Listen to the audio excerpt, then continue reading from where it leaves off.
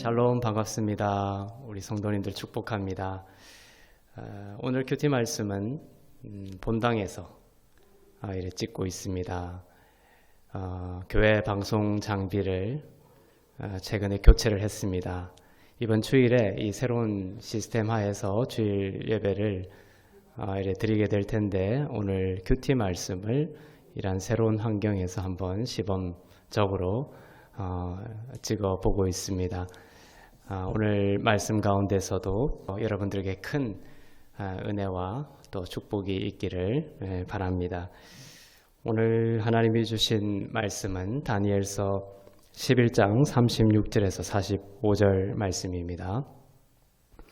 그 왕은 자기 마음대로 행하며 스스로 높여 모든 신보다 크다 하며 비상한 말로 신들의 신을 대적하며 형통하기를 분노하심이 그칠 때까지 하리니 이는 그 작정된 일을 반드시 이루실 것임이라.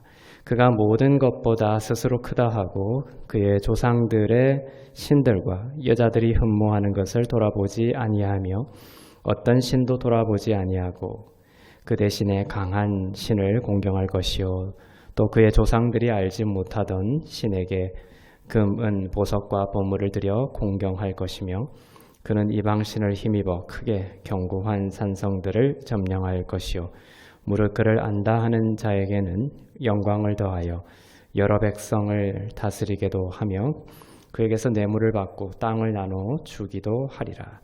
마지막 때에 남방왕이 그와 힘을 겨룰 것이나 북방왕이 병거와 마병과 많은 배로 회오리 바람처럼 그에게로 마주와서 그 여러 나라에 침공하여 물이 넘침같이 지나갈 것이요 그가 또 영화로운 땅에 들어갈 것이요 많은 나라를 패망하게 할 것이나 오직 에돔과 모압과 암몬 자손의 지도자들은 그의 손에서 벗어나리라. 그가 여러 나라들의 그의 손을 펴리니 애굽 땅도 면하지 못할 것이니 그가 권세로 애굽의 금, 은과 모든 보물을 차지할 것이요 리비아 사람과 구스 사람이 그의 시종이 되리라.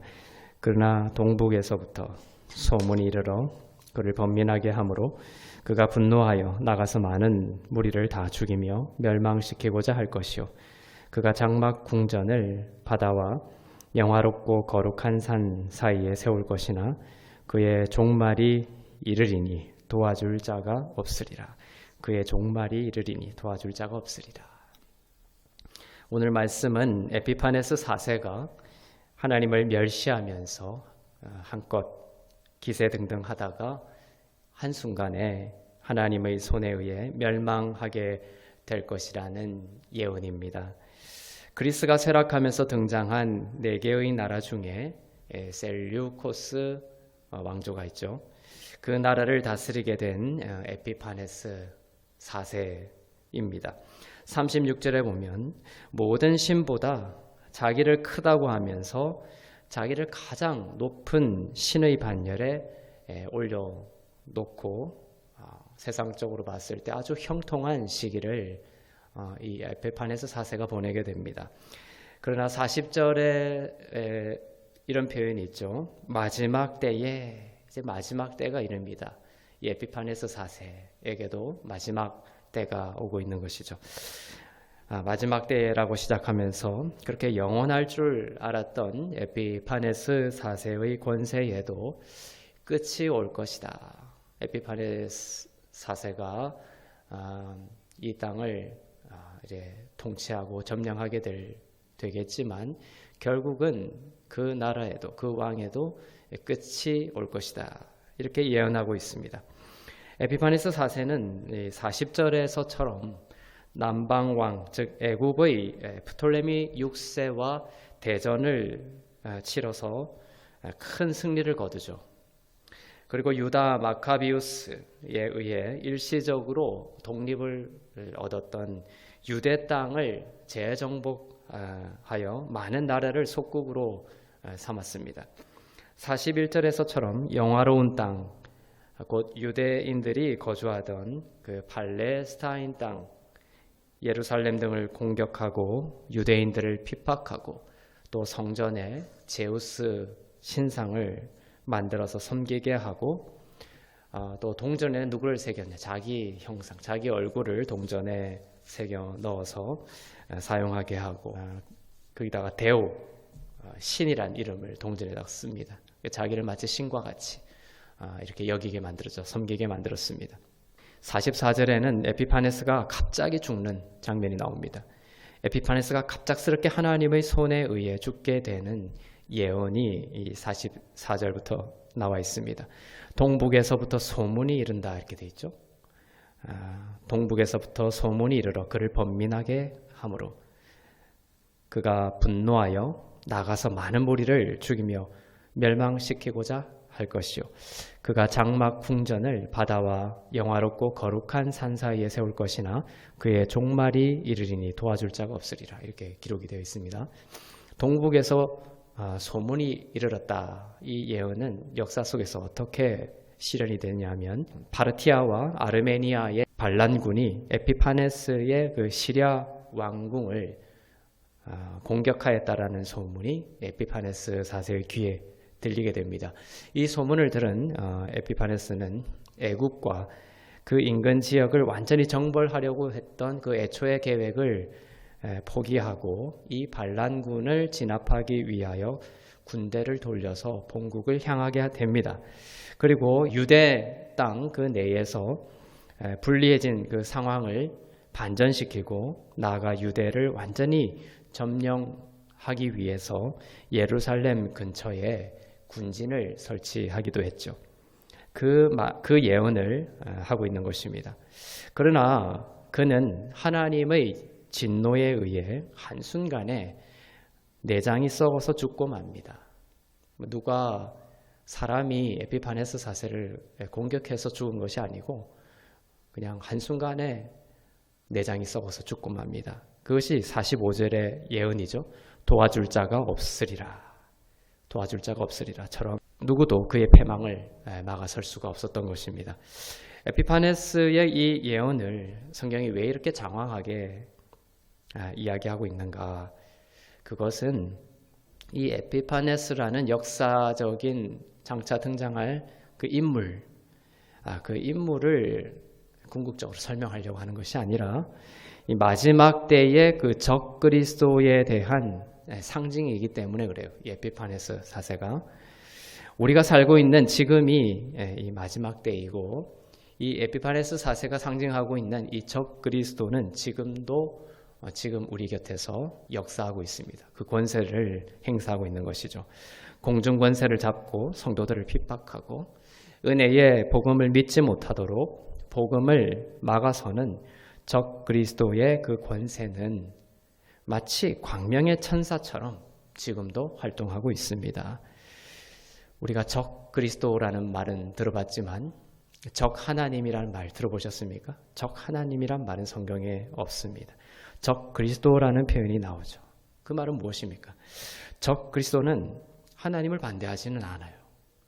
하나님을 믿지 않는 세상 사람들, 거기서 적그리스도가 나오는 게 아니라 하나님을 반대하지는 않지만 그리스도를 반대하는 그러한 세력이 나올 것이다라는 거예요.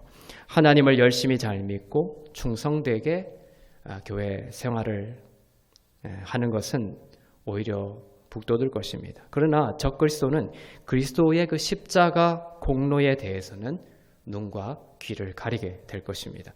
하나님을 잘 믿는 것은 좋다고 하지만 그리스도의 은혜에는 반대할 것입니다. 그래서 광명한 천사처럼 우리 곁에 있습니다. 하나님을 잘 믿는 것은 좋다고 하겠지만 그리스도를 율법적으로 섬기라고 부추길 것입니다. 은혜를 은혜 되지 못하게 하는 것이죠.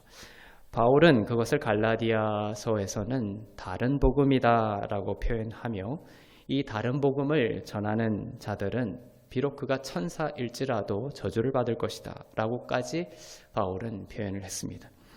다른 복음이라는 것은 복음이라고 표현하고 있지만 실질적인 내용에 있어서는 율법적인 복음이다라는 것이죠. 한 지붕 아래에 사라와 하갈이 같이 거하는 것과 같은 형국입니다. 적그리스도는 외부적으로도 성도를 핍박하겠지만 이처럼 광명한 천사처럼 이름은 복음이다라는 이름을 가지고 다가오지만 실질적으로는 성도들을 율법의 저주 아래로 끌고 가서 늘 모래를 씹는 듯한 아무것도 남지 않은 허무하고 사망인 영혼의 자리로 우리를 끌고 가려고 할 것입니다. 그래서 깨어 있어야 하는 것이죠. 은혜 안에 깨어 있어야 합니다. 에피파네스 4세의 그 대단한 권세가 기록이 되어 있는 이유 중에 하나는 아무리 에피파네스 4세의 그 기록에 나와 있는 것처럼 아무리 그 권세가 대단하다 하더라도 하나님의 나라가 오면 그 권세는 패망하고 말 그런 아무 능력이 없는 권세라는 것을 말하는 것입니다. 그리스도를 통해 하나님의 나라가 왔고 공중 권세 잡은 자는 십자가로 그 법적 권세를 상실했습니다. 에피파네스 4세가 한순간에 내장이 썩어 죽어버렸던 것처럼 예수 그리스도의 십자가, 그 예수 그리스도의 십자가 섰을 때에 사망 권세는 이미 패한 것이죠. 에피파네스 4세의 모습을 보면서 우리가 간과하지 말아야 할 것은 예수를 믿기 전 우리의 모습이 또한 이 에피파네스라는 것입니다. 그가 한순간에 내장이 썩어서 죽어버렸던 것처럼 우리 역시 그러한 존재였다는 것이죠. 한순간에 영원한 멸망을 맞이할 수밖에 없는 존재였습니다. 그러나 그 자리에 우리 대신 사랑의 십자가가 섰고 우리를 대신하여 예수 그리스도가 죽음까지 내려가신 것입니다. 우리는 에피파네스라는 그 실존에서 건짐받은 자들이고 십자가로 인해 하나님의 나라에 그 순전한 은혜로 들어가게 된 그러한 축복을 누리게 된 자입니다. 하나님의 자녀가 된 것이죠. 적 그리스도가 우리를 공격하고 또 핍박하고 때로는 광명한 천사처럼 우리를 유혹해도 성도들은 예수 그리스도의 이름을 힘입어서 이기고 회복되고 치유를 얻을 수 있는 복된 자가 되었습니다. 마지막 때에 우리 성도들은 이 적 그리스도의 공격과 유혹 앞에 두려워하지 말기를 바랍니다. 두려워하는 자가 아니라 넉넉히 승리할 수 있는 예수 그리스도의 이름을 가진 자가 바로 여러분입니다. 더욱 은혜를 의지할 수 있기를 바랍니다. 은혜를 의지함으로 성령이 역사할 수 있도록 허용해 드릴 수 있기를 바랍니다. 은혜는 추상적이고 또 무능력한 구호나 개념이 아닙니다. 은혜와 안식은 이 보혈의 능력, 보혈의 피가 흐를 수 있도록 하는, 보혈의 피가 여러분 삶 가운데 흘러서 역사할 수 있도록 하는 그런 권세이고, 이 은혜와 안식은 천군 천사에게 바로 군사 행동을 명하는 나팔 소리가 되는 것이죠.